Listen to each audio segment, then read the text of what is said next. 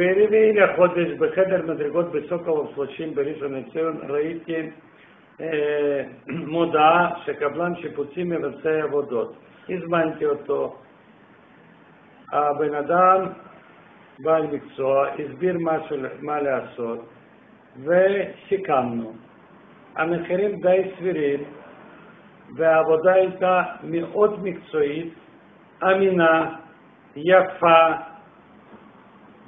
ומה עוד חשוב? כי גם ביצע כל מיני עבודות שגם לא סיכמנו, לא ביקש נוסף בתשלום. אחרי גמר העבודה ניקה לחלוטין כל השטח, ושטח היה 120 מטר מרובע. הייתי מאוד מרוצה וגם ממליץ לאחרים לקחת את הקבלן שיפוצים בשם משפחה שלו, זה קונין וחברת בניית שיפוצים נקראת מצדה.